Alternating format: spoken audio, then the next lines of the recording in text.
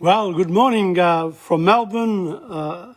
Here it is, Tom Padula from TomPadulaTV on YouTube and Insegna Booksellers. And today is another Italian lesson. In fact, it's the 17th. And welcome, Colleen. Good to see you coming on straight away. Now, today's I'm doing a 5-minute introduction here. Today's hour will be about the conditional mood of the verb. And I was, last week I sort of announced, I said, I'll do the subjunctive as well. But when I looked at it this week, it was obvious that it was too much to do in one go. So basically what I'm going to do in the next few lessons, because I'm going to go up to lesson 20, and then I will have, the first walk in the park or in the forest or in the bush in terms of Italian grammar, the actual presentation, and this all done in English because whatever we do in Italian, grammatically, also applies to other languages. And I thought, you say that, Tom, but really, you have to show people what you can do in the other languages. Now, I am a teacher of French as well, but I've never lived in France nor have had much contact with French people. Therefore, I'm going to want to do something for French, and I've never studied Spanish, and and I haven't had much to do with people who speak Spanish. However, there are two languages that I am interested in as well, and I thought, I'm going to use these lessons 1 to 20 as a basis for the learning of those other two languages. And I'm not going to do 1 hour. I'm going to do just half an hour on a Friday from 11:25 to 12 o'clock in the morning, of course. But I'm not going to do it all the time. I will announce it each week, whether I will do it next week or not, just in case. I want to keep myself free for other things. But generally I am here, so I should be able to do that on Fridays. I'll be starting in the same way that I've done the Italian presentation of the grammar. I will do the French and the Spanish to give you an idea of how to approach languages. Languages are easy to learn, and in fact, adults should find it easier than children, because they already have the concepts of language, whereas children have, they've got great memories if they study and they pick it up very quickly, but they don't have the conceptual part, and that's where the advantage of an adult is. So it's a myth to say, children learn faster than the adults. Yes, they do, but they don't really. They're very adaptable. Children have got a free computer up there that needs to be filled up with experiences and knowledge. Now, that's one. Also, during the week, I'm actually up to Canto 22 or 23 of Dante Alighieri Inferno, La Divina Commedia. So another, 11, 12 canto, and I will have finished the reading of Dante and the explanation of it in English. And it's very interesting because it deals with Inferno, it deals with all the sins that can be committed. But in Purgatory as well. Sure. Translate into which language? My gosh. Arabic, German, Sorry. Spanish, French. Sorry. My other phone started to speak. Never mind. Okay. Now, how do we go about all this? And that's really a good reminder, because I've got two phones here. One of them, the time wasn't coming up in a couple of the lessons, and I didn't know when to start and to stop. So I've had problems with adjusting to the technology as well, and I'm still doing that. So there's a lot to learn, really, and you're never too late. It's day by day, sure, but history is important, and I thought of going right back to the Big Bang theory of the Earth coming to exist to the present times, and I thought, yeah, I'm going to cover world history. So, and that's what I'm doing at the moment. So this Thursday I will be looking at Russia, you know, the northern part of Asia, you know, the northern parts, just under the polar sections, you know, the cold part. Did people live there in ancient times? And of course they did. So there's a lot that's going on, and you know, this pandemic has given quite a few people the opportunity to do a lot of different things, and of course there are also a lot of negatives involved in trying to manage it all. You know, if you're a government or if you're in, you know, hospitals, etc., doctors, there's a lot going on here. So how do we keep positive? That's the question. And I'm trying to do that with the use of technology in the right way. Now, here we go. It's 11:30. I'm going to start. And here I go. The present conditional of auxiliary verbs. The present conditional. I'll explain that in my next series. You know, I'll go into the explanation of when to use the conditional tense and give examples, etc. But I'll do some of it today as well, if we come across them, when I will do the songs, and I will analyse some of them. Okay, so present conditional. Here we go. And we're looking at the auxiliary verb of essere. Here we go. So this is the present conditional of the auxiliary verb, These are essere, to be, and avere, to have, are the auxiliary verbs, which means they are used to help the other verbs, the are, ere, and ire verbs in Italian, to form composite tenses. So that's you know, and they're used quite frequently. So it's important that we know these ones well. So the present conditional of the auxiliary verb to be in Italian is io sarei, tu saresti, lui lei sarebbe, noi saremmo, voi sareste, loro sarebbero. So the question is, how do you translate that into English? Well, it's easy. Now, I should be or I would be, either one. Either one. So it's not should, would be, it's either I should be or I would be. You should be, he should be, she should be, we should be, you should be, they should be. I would be, you would be, he or she would be, we would be, you would be, they would be. So 3 singular and 3 plural. So now, if you have a grammar book, they generally have also the Italian grammars, and I have them here. If you look up Insegna.com, you'll be able to see that you know, there are some grammar books available. You know, I'm doing this in order to also promote some of the languages books that I have for Italian and 20 other languages. But Italian I have a lot, a real lot, whole warehouse. So you know, there's tons of material that one can use, and also, of course, now a lot of people are coming on to the internet and promoting the Italian language with just a few phrases. You know, they look good. They look good. They're not like TomPadula with the hat, etc. But you know, the more of this sort of experience you have, the better it is. So that's the present conditional of the auxiliary verb essere. Now, the next one is the verb avere. Oh, sorry. No. Let me go. Now I'm going to do the past conditional of the auxiliary verb essere. That's where last week I didn't quite think about this one here.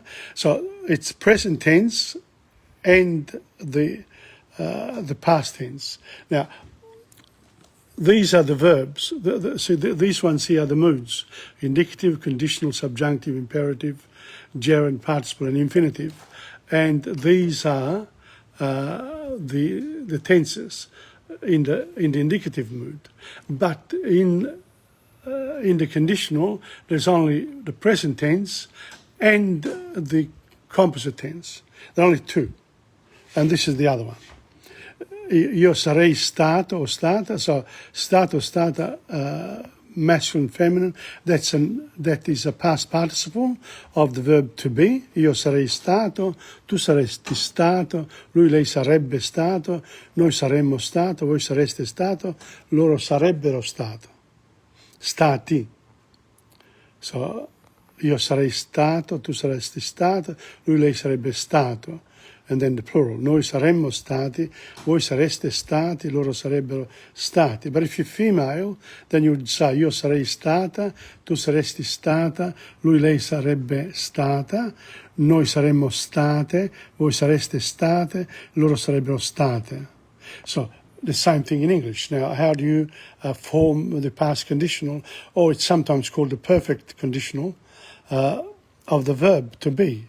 It's I should, or would have been. So I should have been, you should have been, he or she should have been, we should have been, you should have been, they should have been. Or I would have been, you would have been, he or she would have been, we would have been, you would have been, they would have been.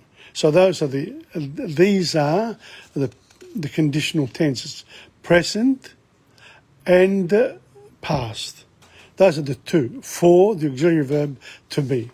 Now, and this is where, there's a lot more to it than meets the eye, because now we're going to do the avere one, avere, the auxiliary verb of avere.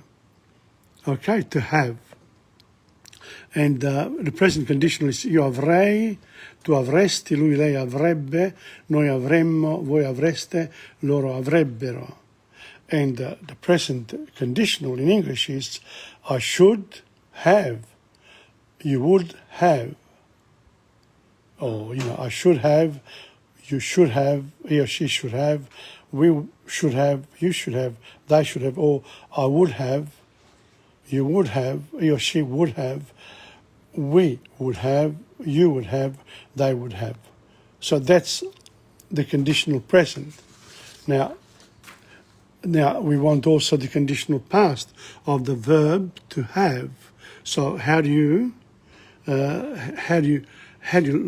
explain this? Well, in Italian, is the conditional past is io avrei avuto, tu avresti avuto, lui, lei avrebbe avuto, noi avremmo avuto, voi avreste avuto, loro avrebbero avuto. So that's the past conditional. So in English, you can say it two ways. I should have had. Had is the past participle of to have in English. So I should have had. You should have had. He or she should have had. We should have had. You should have had. They should have had. Or I should, or I would have had. You would have had. He or she would have had, we would have had, you would have had, they would have had. Now, when we do the actual text analysis and we look at these things here, what happens is that then the difference between should and would in English also becomes, we learn about that as well. So language is something you learn throughout life. It doesn't stop. And, when I was doing all this, I got a few things wrong, but I said, I'm just going to cross them out and show people that I also get confused as well. And you can be confused. You learn from your mistakes, not from what you already know. Okay, so that's the auxiliary verbs of essere and avere.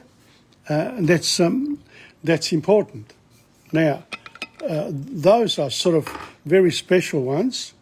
Let me come back to me. So the auxiliary verbs are very special because they are the basis for the composite tense is in the are, ere and ire verbs. First, second and third conjugation verbs in Italian. And the third conjugation verb in Italian, sometimes they say it's third and fourth, because things like capisco, the isk verb in the third conjugation. But in Australia, we say third conjugation because not all of it is irregular in that. So let's go to the conditional present of the are verbs. So these are the are verbs. What do? You actually drop the IRE and you add EREI. So io loderei, tu loderesti, lui loderebbe, noi loderemmo, voi lodereste, loro loderebbero. But if you want to say parlare, you would say io parlerei, tu parleresti, lui lei parlerebbe, noi parleremmo, voi parlereste, loro parlerebbero. So the next verb is camminare. Io camminerei, tu cammineresti, lui lei camminerebbe, noi cammineremmo, voi camminereste, loro camminerebbero. The endings of the verb is the key. And once you learn those, then you'll be able to apply it to all of the IRE verbs, the verbs that end in IRE. Lodare is to praise, parlare is to speak, camminare is to walk, ballare is to dance, so many more.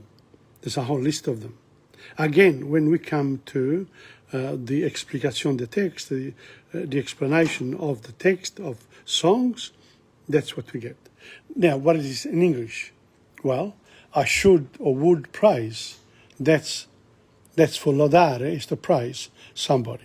So I should praise, you should praise, he or she should praise, we should praise, you should praise, they should praise, or I would praise, you would praise, he or she would praise, we would praise, you should praise, or you would praise, they would praise.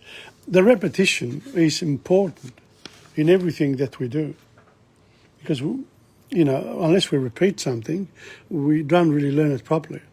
As the more you repeat it, and if you have got a talent with it, then you can manipulate your dance or your, whatever you're doing in life. And Ida Colangelo, thank you very much for coming on. I appreciate you being here as well. Okay, past conditional of first conjugation verbs lodare, parlare, camminare. So what is the past conditional? Well, it's the present conditional of avere plus the past participle. So io avrei lodato, tu avresti lodato, lui, lei avrebbe lodato, noi avremmo lodato, voi avreste lodato, loro avrebbero lodato. And the past conditional, I should have praised. So in English, the past participle of to praise is regular, praised, ed. That's the past participle in English. But there are a lot of them that are irregular. So you have to watch for those. So I should have praised, you should have praised, he or she should have praised, we should have praised, you should have praised, they should have praised.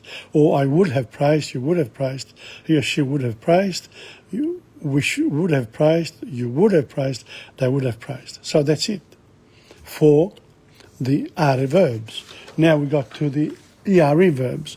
As you can see, you can't really learn all this with my presentations. It's impossible. But you got to give time. At least you've seen it once. And the mind, your mind, my mind, once you see something and you see it again, and you see it again after that, and again, then you get used to it. So this is the present conditional now of second conjugation verbs. Credere, ripetere, temere. Okay, credere to believe, to repeat, and temere is to fear. But I only use one, io crederei, tu crederesti, in the present conditional. Lui, lei crederebbe, noi crederemmo, voi credereste, loro crederebbero. So io crederei, tu crederesti. It's the same as the other one, isn't it? Well, look at the other one. Io loderei. So it's the same ending. So once you learn one ending, I think it's going to be the same for are, ere, and ire verbs. Easy in Italian. Once you learn those endings, you'll be able to apply them to all the verbs. Okay, so in English it's I should believe, you should believe, he or she should believe, we should believe, you should believe, they should believe, or I would believe, you would believe, he or she would believe, you would believe, we would believe, you would believe, and they would believe. So that's the present conditional of ERE verbs. Now the next lot is the passato condizionale. There it is, condizionale passato, but in English it's past conditional. Sometimes it's called perfect conditional, past perfect. Same thing really, but depending on the book that you use, they have different application of those two words, past or present. For me, well, that's what it means, past conditional. It means that you have to use avrei, in other words, the conditional of the auxiliary verb to have, and then in Italian, credere, creduto, is the past participle. Now, in the second conjugation verbs, the regular ones, it's UTO is the ending. You drop the ERE and with the past participle and you add UTO. But there are a hell of a lot of verbs in the second conjugation that are irregular. It's unbelievable how many there are. Whole lists of them. Okay, so again, when we meet them, we'll say hello. Yes, we recognize you, and move on. Okay, so I should believe, I should have believed. So in English, to believe, the past participle is believed, ed. So I should have believed, you should have believed, he or she should have believed, we should have believed, you should have believed, they should have believed, or I would have believed, you would have believed, he or she would have believed, we would have believed, you would have believed, they would have believed. So that's the second conjugation. And the third conjugation, it doesn't matter which one it is, whether it's ISC form or what, in the conditional tense, it's the same. But whereas the first and second conjugation is loderei or crederei, in the third conjugation, there's a bit of a change. Io finirei. You have to drop, you have to add I-R-E-I, because finire. So io finirei, tu finiresti, lui, lei finirebbe, noi finiremmo, voi finireste, loro finirebbero. So you could ask, why in the first conjugation, in the conditional, start with I-R-E-I? No, because it's E-R-E-I in the first and second conjugation. So you have to learn what it is. Don't question it, just do it. If that's what the experts say, that's we do it. And that's important. Okay, so io finirei, tu finiresti, lui, lei finirebbe, noi finiremmo, voi finireste, loro finirebbero. I should finish, you should finish, he or she should finish, we should finish, you should finish, they should finish.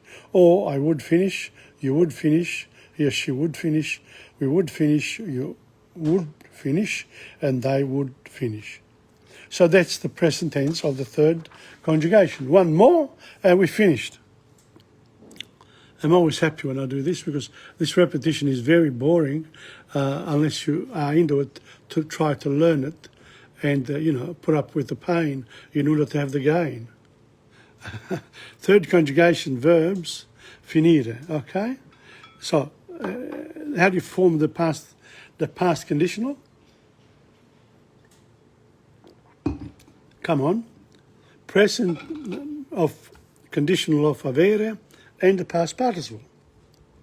Io avrei finito, tu avresti finito, lei avrebbe finito, noi avremmo finito, voi avreste finito, loro avrebbero finito. And the past condition is, I should have finished, you should have finished, he or she should have finished, we should have finished, you should have finished, they should have finished. And finally, I would have finished, you would have finished, he would have finished, or she, we would have finished, you would have finished, they would have finished. And that's it. That's the passato, the conditional, mood. So when you look at the verbs and you say, okay, indicative, we've done the 8 tenses. Conditional, we've done 2 more. So there are 8 tenses in the 7 moods, and there are 6 parts per tense. So you've got 48 there, plus 12 now with conditional, first and second. So you got up to 60 forms of the verb, of the lodare verb. 60. There are 95 altogether. And, with the subjunctive, there is the present tense and the imperfect tense. And then there are the composite tense are the perfect tense and the pluperfect tense. There are only 4. The imperative I showed you last time. We did it. There was only 5. There were 5 voices to the verb, only 1 tense. The gerund, there are 2 parts, participle 2 parts, infinitive 2 parts. So once we do the subjunctive, guess what? The 7 moods of the verb are finished. Therefore, not only will you have gone through them, but you actually then can revise them as many times as you want. Not a problem at all. So that's where we are. And if you notice there, are, and ire, the ire has got dormire and capire. Io dormo, tu dormi. Io capisco, tu capisci. That's in the present tense. So some of the verbs are irregular in parts. Not all of them. The one that I haven't done, though, is I haven't actually done the intransitive verbs and the passive verbs and the reflexive verbs. So transitive, intransitive, passive verb, reflexive verb. These are things that will come up. So next week in lesson 18, I'll do the subjunctive present and perfect tenses, and lesson 19 will be subjunctive, imperfect and pluperfect. And then I'll do a bit of a revision, but also look at the passive verbs. How do you form them? And you could do that too, but I'm going to stop here, and it's 11:50, so I've done it in 20 minutes, which is good, very good. And now I have to go to the next section, which is I did during the week in my other lessons, in my other presentations. What I did was I did songs. And there was the Sanremo Song Festival this week. So Brividi won. I looked it up. An interesting winner. But, I preferred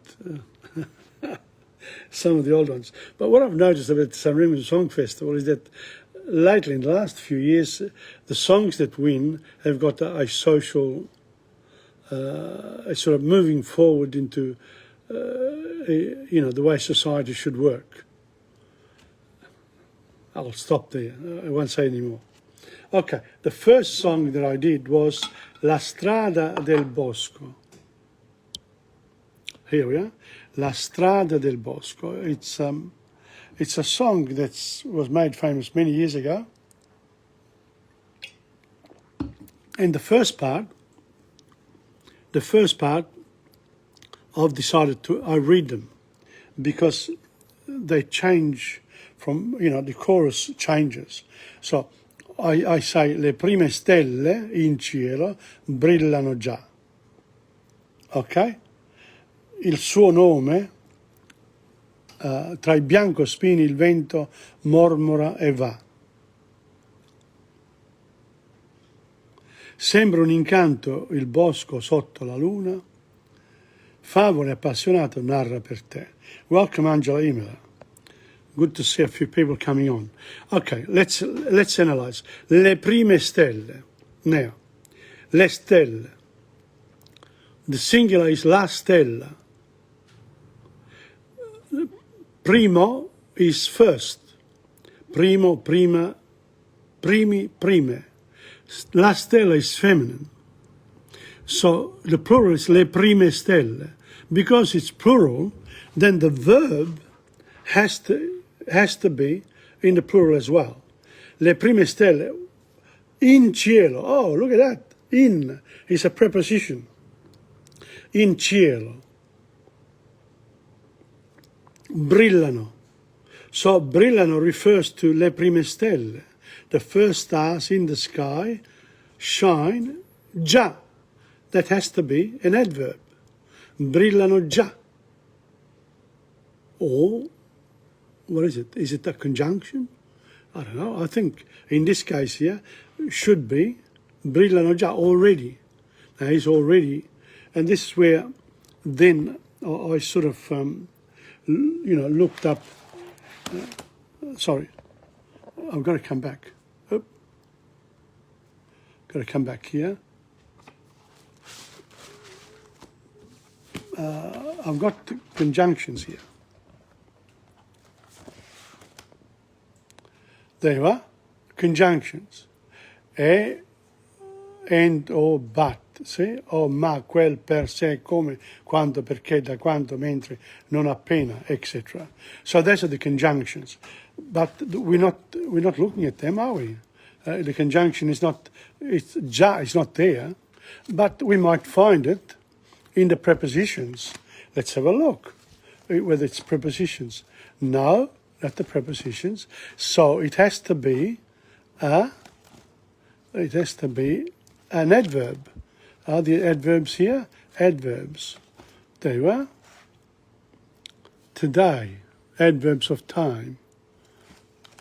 So this is what I do now. See, if you have a list of all these things here, well, I haven't found it, but I will find it one day.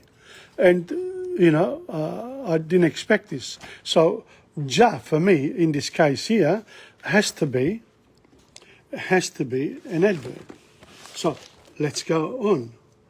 Tra I biancospini, tra, amidst the hawthorn, the white flowers, tra I biancospini, il vento, the wind, mormora, murmurs, e va, and blows, goes, and goes.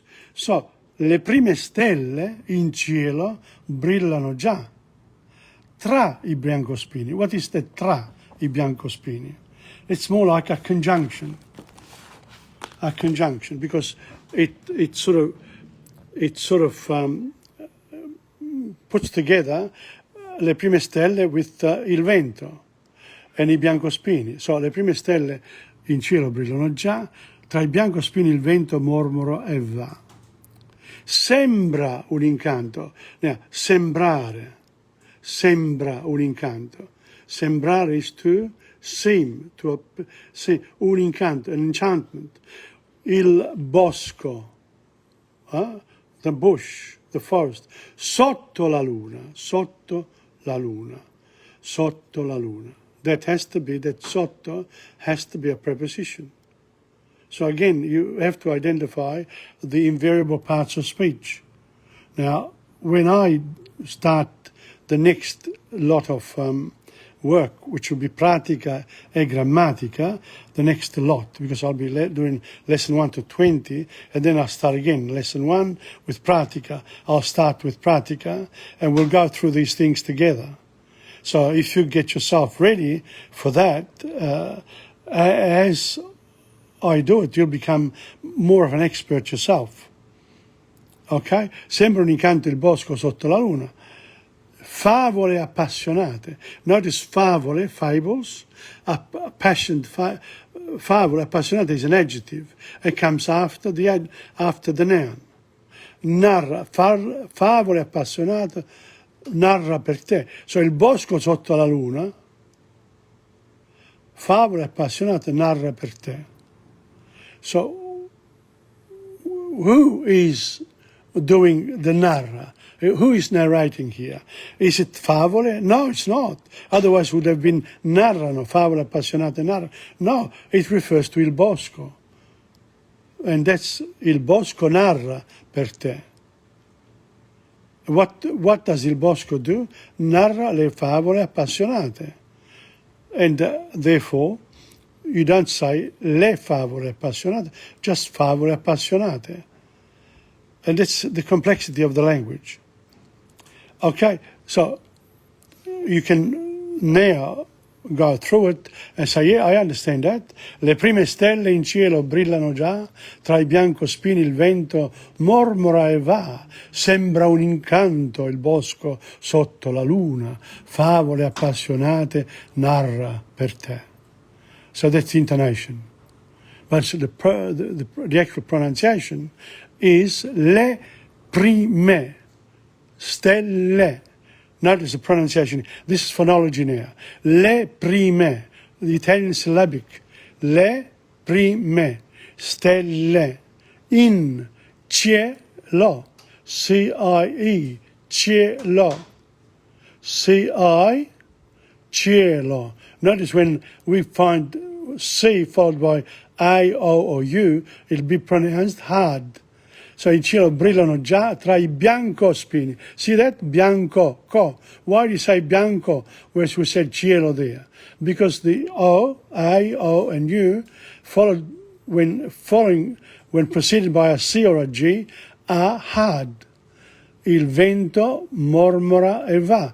I biancospini is a spina is a thorn.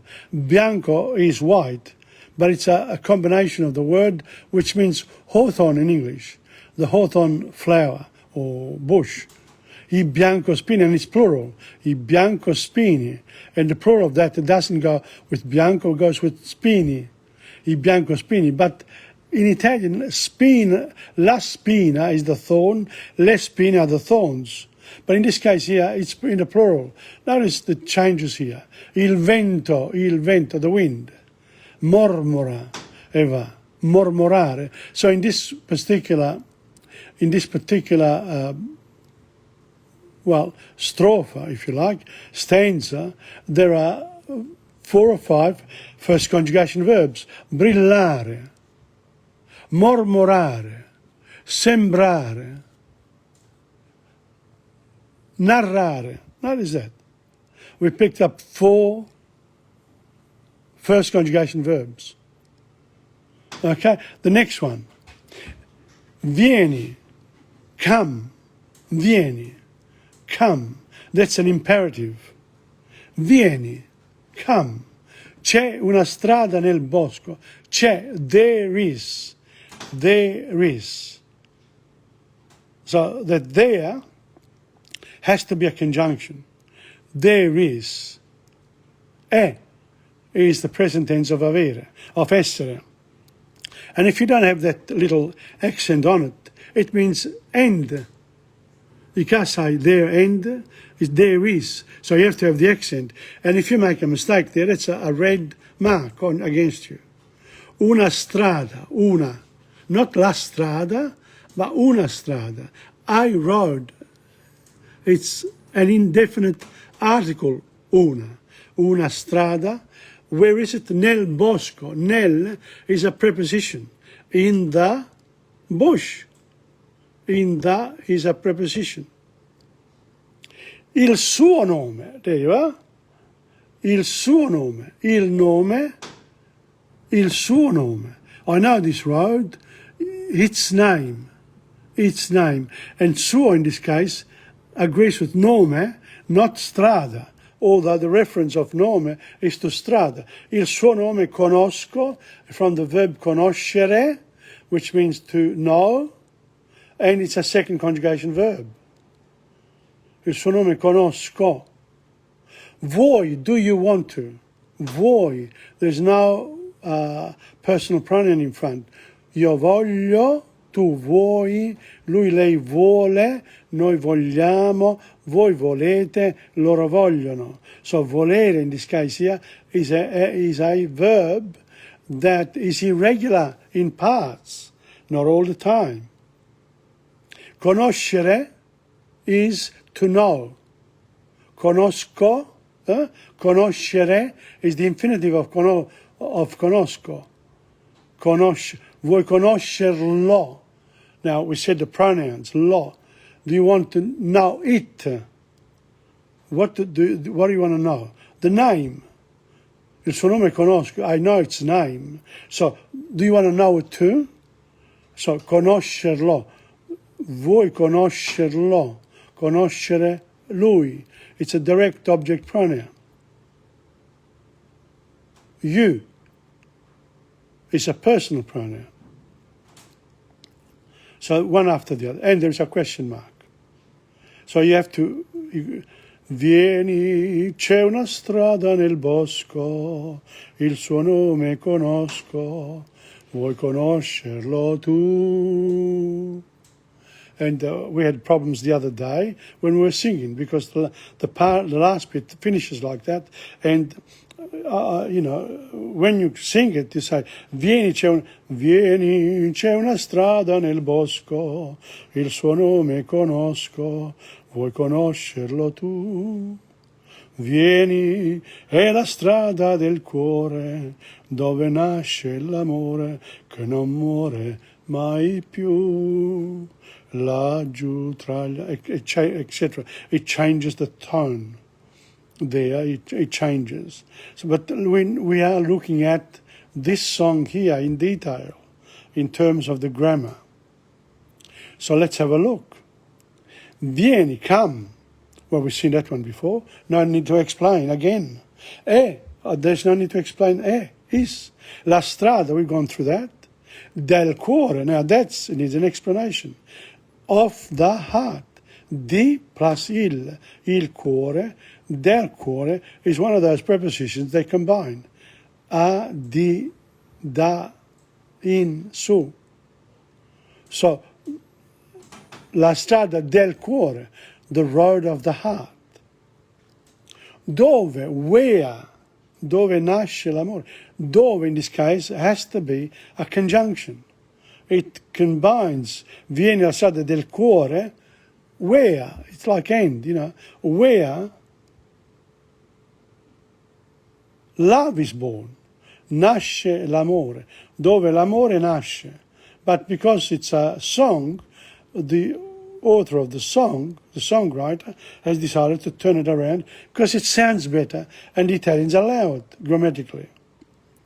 Dove nasce l'amore. But you've got to know which one is the subject and which is the verb and which is the object. That's where transitive, intransitive come in. Dove nasce l'amore. L'amore nasce. That's an intransitive verb. Because there's no object. L'amore nasce. So l'amore in this case here is the subject. And now, dove nasce l'amore, che, che in this case here, che can be a pronoun, an adjective, and also a conjunction. Incredible. Very useful that che, because it refers to amore. L'amore che.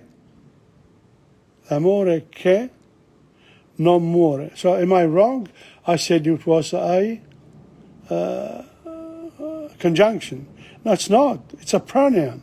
It refers to l'amore. L'amore che non muore. Love that does not die. L'amore which, well, is it an adjective there or is it a pronoun? These are the sort of things we're going to clear out when we do pratica e grammatica. Because I can't, I can't, pass it on to you straight away. There's a lot of it, but as we move along, you'll recognize more and more of the things that I've explained. Dove nasce l'amore, che non muore mai, non mai. Now that has to be an adverb. Non muore, non mai. Mai più, adverb, adverbial phrase. So that's we've got to look at those things there, because I haven't, studied them in detail with you. I need to study them together with you and become familiar with them myself. Because in a classroom with 25 kids in a classroom, you can't have this sort of explanation. People will be bored to death. Yet, without these explanations here, you will never really acquire a true knowledge of the language. And who can do this? The adult. Because adults already have a language, already have concepts established. Therefore, they can understand that if they put the work in it, they'll get the results. And I saw results in the evening schools where adults came. A lot of them dropped off, but the few that made it, they then became teachers of Italian. And if you really want to help yourself, you can teach Italian at different levels. At one stage, I said, there's a listening and speaking course. So we didn't do grammar. We just listen and speak. Another one, a reading course and a writing course. You can split them up. But those ones there will be the basis for my next 20 lessons. So I'm going to stick to this idea of 20, and I cover different aspects of the language so that I can have something to do. Here we are. Okay, Okay, now how are we going? Thank you very much, Tony and Angelina, for coming on. I'm explaining La Strada del Bosco in a grammatical situation. But if you go to the Dante presentation of this last Sunday, past Sunday, these songs here are actually sung by me and Dora and Rino. Dora is on the mandolin, and Rino Marchese is there too. We sing together, or sometimes I do it on my own, or he does it on his own. So we sort of mix our trio Lugano. Angel's not here, I'm still Lugano myself. It could be called il trio Lugano numero 2. I've just thought about that now too. I've got to pass it on to Dora when I see her. Okay, so this is, we continue now.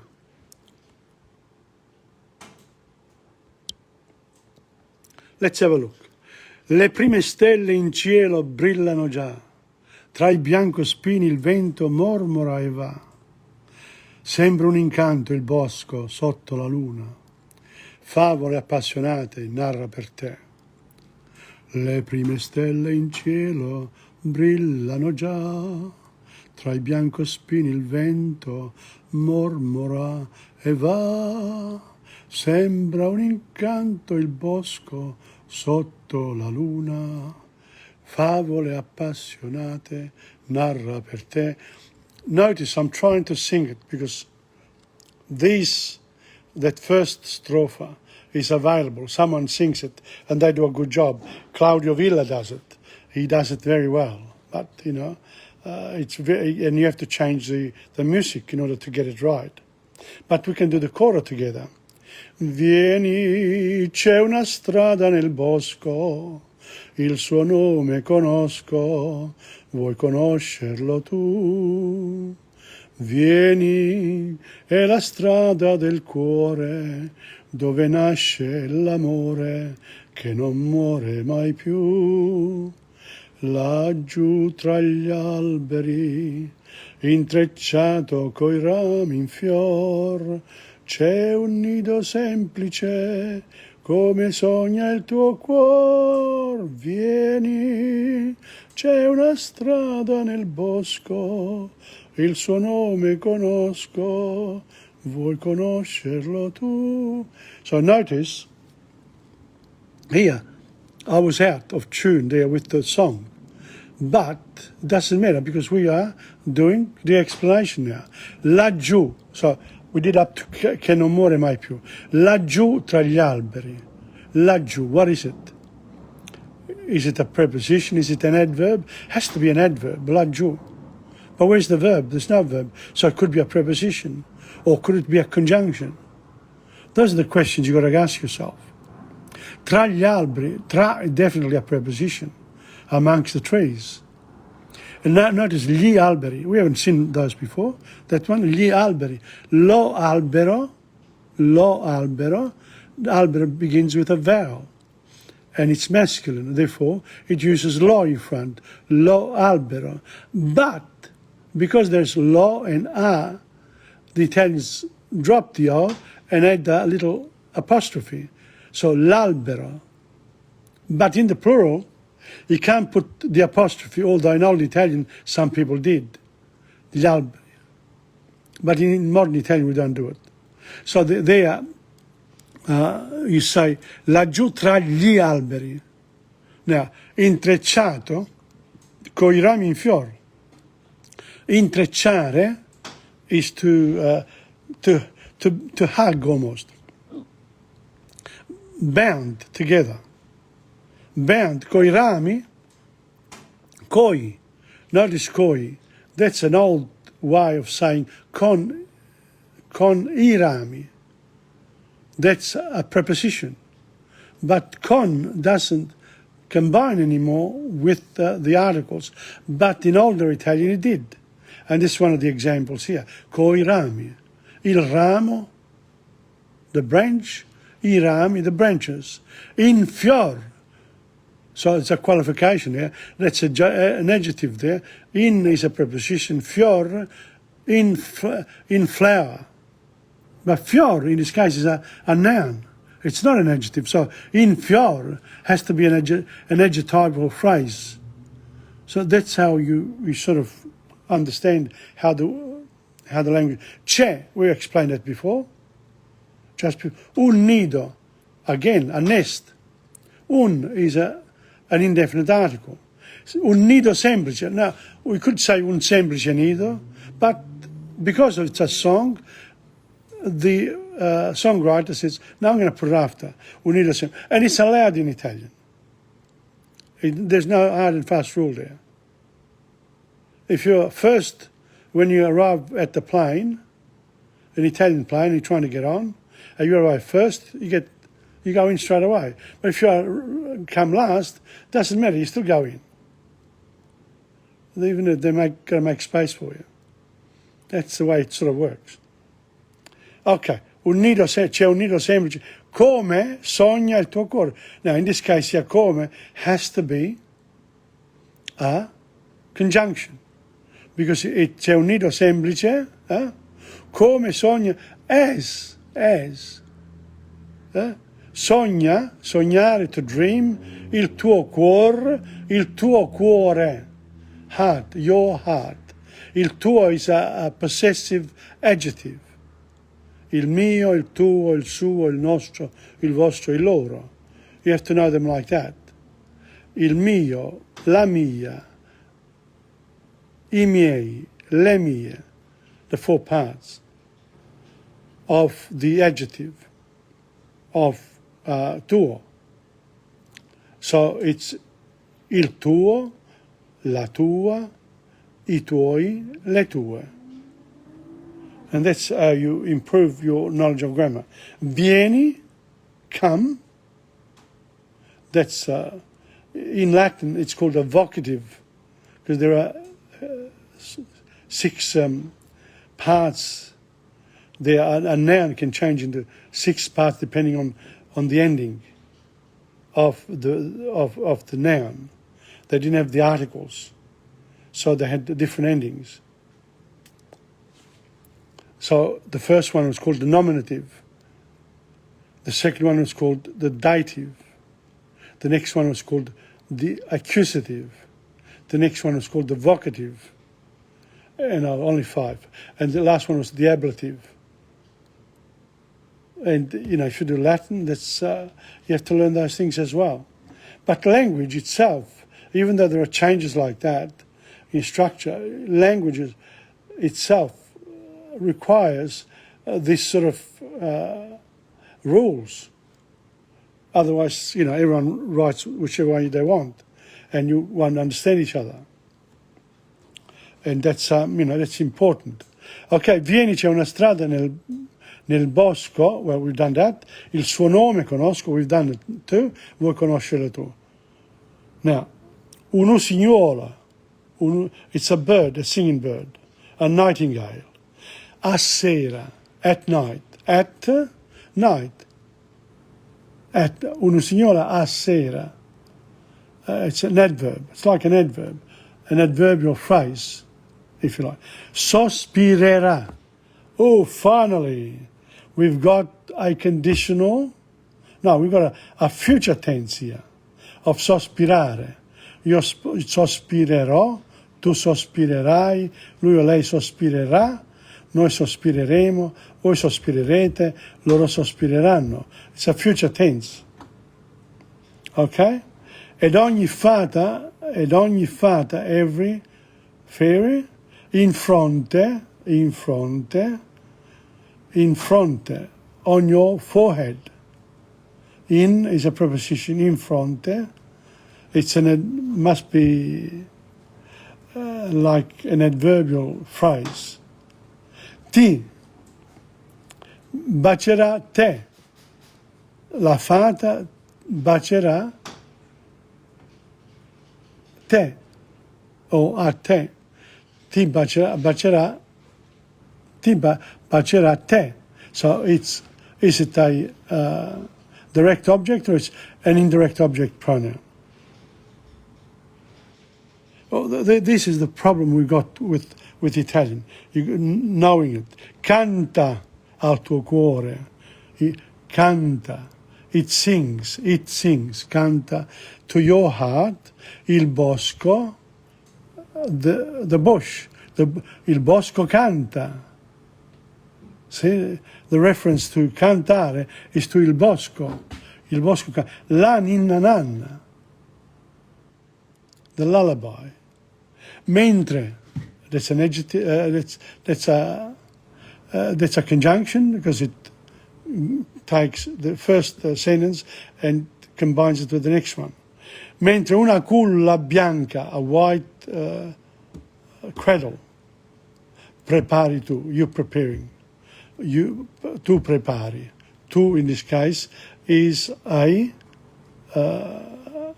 subject. Tu prepari. Now, we've done that quite well and in details.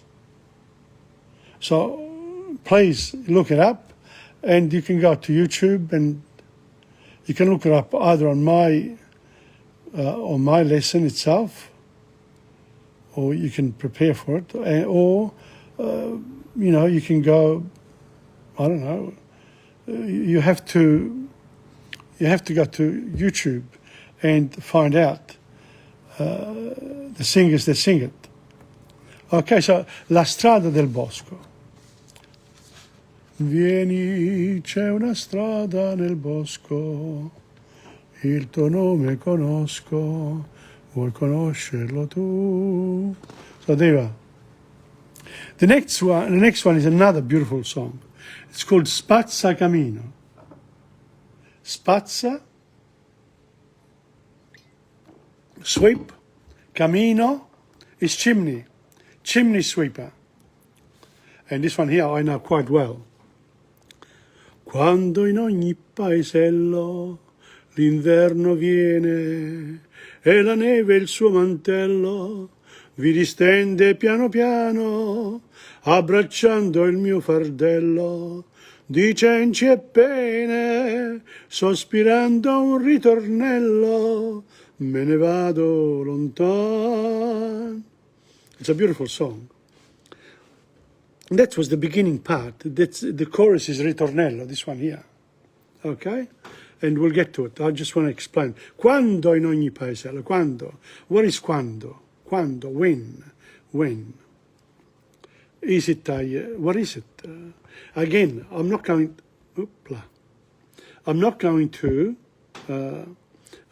to explain this. I need preparation in order to actually physically make. I just want you to appreciate the work that is required when learning a language. So, quando in ogni paesello. Quando is one of the invariable parts of speech. In each paesello. Paese is town. Ello, you can change paesello. You can say paese, paesello, paesino, a little paese, un paesino. That's the Italians do that. And I will revise that in my next, as I said, in my next presentations, my next series, lessons 1 to 20, will be finished, and then we'll start again. But this time here will be pratica e grammatica. So the grammar will come, will be secondary in the sense that I will do a lot more of this work here with exercises. So I'll be able to say, do this for me at home. And whilst, we'll do a lot of things together, and you can keep working on it. But never forget to go through my lessons 1 to 20, the initial ones. La grammatica batte la pratica. Cioè la pratica batte la grammatica, ma senza la grammatica. So, ma senza la grammatica. So that's, the ma is there, is a conjunction. You need the grammar. It's a must. There's no choice. It's like the laws of the land. If you want anarchy, you don't have any laws. But if you want a society, a civilized society, then you have to have laws that people follow. It's hard. Ok, quando in ogni paesello, l'inverno, viene l'inverno. So, viene, it comes. Again, venire is one of the irregular verbs, to come. Io vengo, tu vieni, lui, lei viene, noi veniamo, voi venite, loro vengono. I haven't done that. It's an irregular verb, venire, to come. But the past participle is venuto. And I can give you all the other verb tenses with it. But some of them are irregular. E la neve, il suo mantello, and the snow, il suo mantello, its mantle, and the snow, its mantle, vi distende. So, and the snow, vi distende,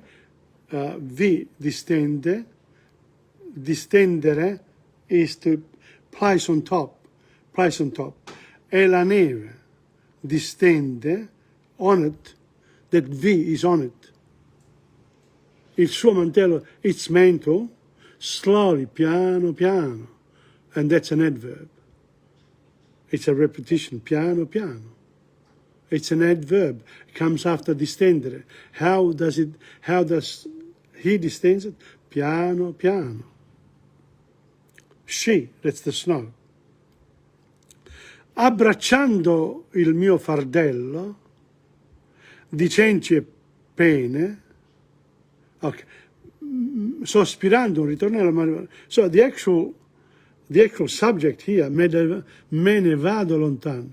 The last one is I go, andare. Io vado, again, it's like venire. Io vado, tu vai, lui, lei va, noi andiamo, voi andate, loro vanno. Ma the present tense starts with io vado, tu vai, lui, lei va, noi andiamo, voi andate, loro vanno. Okay, so 2 of them, of the 6 voice of the verb, are irregular.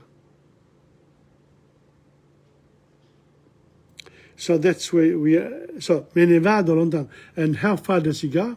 He goes lontano. And what is lontano? It comes after vado. Must be an adverb. So, me ne vado lontano. Quando in ogni paesello, sospirando un ritornello, sighing a chorus line, di cenci e pene. Cenci, pene is grief. Cenci, he's not dressed well. He's got old rags and pains and griefs. Abbracciando il mio fardello, hugging. Il mio fardello is what I hold, what comes with me. So that's the writer has inverted a lot of the normal structure of writing sentences. So quando in ogni paesello l'inverno viene e la neve il suo mantello vi distende piano piano, abbracciando il mio fardello di cenci e pene, sospirando un ritornello, me ne vado lontano. Now, if I want to redo that, is in proper Italian. Quando l'inverno viene in ogni paesello e la neve vi distende piano piano il suo mantello, me ne vado lontano, abbracciando il mio fardello, me ne vado lontano, sospirando un ritornello di cenci e pene. The whole thing has been restructured. And that's the beginning of the song, Spazzacamino. And then it says, come rondine vo, senza nido né un raggio di sol, per ignoto destino, il mio nome lo spazzacamino, della mamma non ho, la carezza più tenera e lieve, i suoi baci non so, la mia mamma è soltanto la neve. È Natale, non badare, spazza camino, ogni bimbo ha un focolare e un balocco vicino. Io m'accosto per giocare, quando un bambino mi dà un urto, non toccare, va a spazzare il camin. Tu mi scacci, lo so, perché il volto più bianco non ho, ma lo spazzacamino tiene un cuor come ogni altro bambino. Se possiedi un tesoro di un lettuccio ben soffice e lieve, io mi sento un signor quando sogno in un letto di neve. Now, because we're coming to the end of the line here, in terms of in terms of what we've done today, I wanted to go back to where is it now? Where is it? No, I want to. Here we go. Wait a minute. No, now here we are. Now, have a look at these two songs, or any song you like. Go through them the way I try to recognize the nouns, the articles, the adjectives, the pronouns, the verbs, the adverbs, the prepositions, the conjunctions, the exclamation and interjections. If you do that, then we're on our way to actually learning Italian very quickly, because then we can actually use all of these words that we've done today. All these words, look at this. Look at it. Paesello, inverno, la neve, il mio fardello, la rondine, un nido, lo spazzacamino, la carezza, i suoi baci. You know, there's a lot of stuff here too, come sogna il tuo cuore, etc. I've come to the end of the lesson. I've come to the. Thank you for coming on, Benny Lachura, as well. We've got a few people today. Now, as I said, learning Italian can be a lot of fun if you take it on, and if you follow my lessons. At the moment, they're fairly detailed, and then we'll come to the actual practice. There'll be theatre, more songs, sketches, exercises, letters, you name it, all the activities under the sun. And they will come in my next in my next series. But for the moment, I have, was lesson 17. I have 3 more lessons, 18, 19 and 20, to finish off this first series, and I will have finished the first part of what I intended to do initially, and that was to go through the grammar, Italian grammar, like a walk in the park, without explanations, just a pure presentation. But I've done more than that as well, because I've used the text explanations in order to show you what needs to be done, really. And we're going to get to that. And today, I've done it in a lot more details than I normally would. So, if you are really interested in Italian, come and see me here at Insegna, and I can show you which grammar books you can use and the exercises. And then you can come and see me occasionally, and I can correct your work for you. Whatever you want to do, it's fine. The lessons are free. They're available in 4 sections. They're available on Facebook, TomPadula Facebook page. They're available in the Insegna.com website under blog. They're available as well under TomPadula.blogspot.com in my blogspot under lessons. And finally, they are also available now, which I've been able to put on YouTube, right at the top of YouTube in the TomPadulaTV. There's a section that says about. Yeah, there's playlists, there's videos, playlists, etc. But right at the end, it's about the first, quite about 15 lessons so far in the 3 categories, and I'll be updating them occasionally when I get my technical person to come here, which, by the way, I pay for. I don't get it for free. But the idea is that I want to do this for people because I feel that with second generation, third and fourth generation, and really the teaching of Italian outside of Italy is an important linguistic and cultural addition to your personal inner riches, because the more skills you have in a language, the better it is for you. And if you come from an Italian background, then I think it's almost like an obligation on your part. And on that note, grazie mille per oggi.